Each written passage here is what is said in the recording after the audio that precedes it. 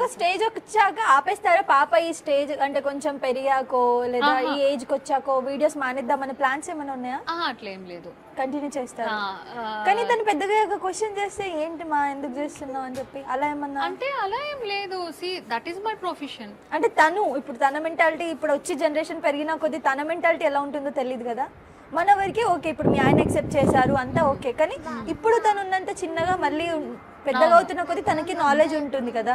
అంటే అట్లేం లేదు. నేనేమనుకుంటున్నానంటే ఫ్యామిలీ బాండింగ్, ప్రేమ, షీ విల్ అండర్స్టాండ్.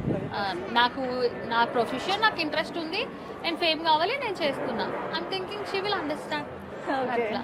సో నిజంగా మేము కూడా అండర్స్టాండ్ చేసుకోవాలని కోరుకుంటున్నాము. నో, అండ్ మీ హస్బెండ్ మీకు కొంచెం లవ్ ఇవ్వాలని కోరుకుంటున్నాము. అమ్మో అదైతే ఎప్పటికీ జరగదు. ఇంకా చెప్పి చెప్పి చెప్పి చాలా ఏడుస్తాను, చాలా బాధపడతాను.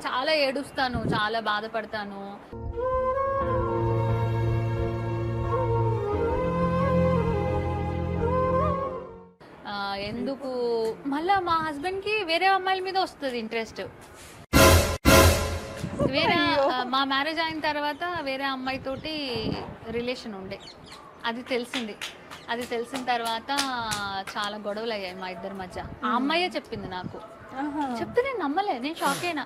మా ఆయన నాతోనే రొమాన్స్ చేయడు ఎప్పుడు, ఆ అమ్మాయితో ఎట్లాగా రొమాన్స్ చేశారు, లవ్ యూ చెప్పారు, ఇదంతా అంటే నేను నమ్మలేదు. అమ్మాయి అబద్ధం ఆడుతుందేమో అనుకున్నా. కానీ మా ఆయన అడిగా, నువ్వు చెప్పు అబద్ధం అని అన్నా. కాదు నిజమే అన్నాడు. నాకు గుండె పగిలిపోయింది.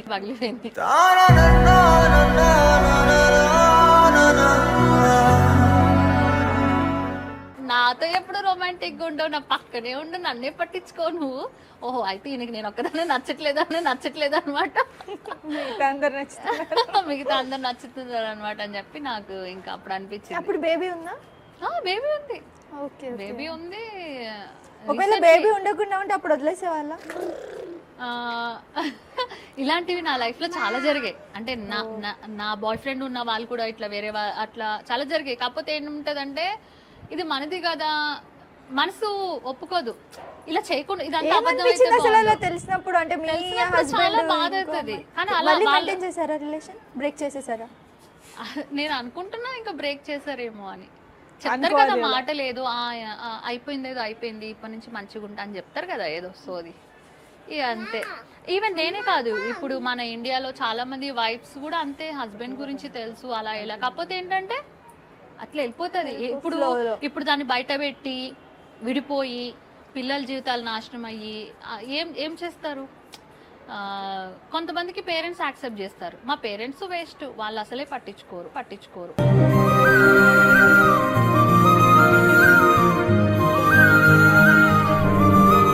అందుకనే ఇంకా అట్లనే నడుస్తుంది లైఫ్. సో కాంప్రమైజ్ అయి బ్రతుకుతున్నారు. అదే అమెరికా అయితే చక్కగా నలుగురిని పెళ్లి ఒకళ్ళ తర్వాత ఒకళ్ళు. మీకు ఇప్పటికి కూడా బోలేడు మంది ఫ్యాన్స్ ఉన్నారండి, మీకు ఇప్పటికీ ఆప్షన్ ఉంది. అంటే అందరితో సెట్ కాదు అట్లా అనేసి. ఇంకా నైస్, చాలా బాగుందండి నిజంగా మీతో ఇంటర్వ్యూ చేసి. ఎప్పుడు లైక్ పాత టైం లాగా ఎప్పుడు మీతో చేస్తాం, మనకు ఒక సరదాగా ఒక కాన్వర్సేషన్ అయిపోతుంది, కొంచెం చెప్పుకుంటాం బాధలు. సో మీకు కూడా కొంచెం హార్ట్ అంతా రిలాక్స్ అవుతుంది. థ్యాంక్ యూ అండి, thank you so much. And మీకు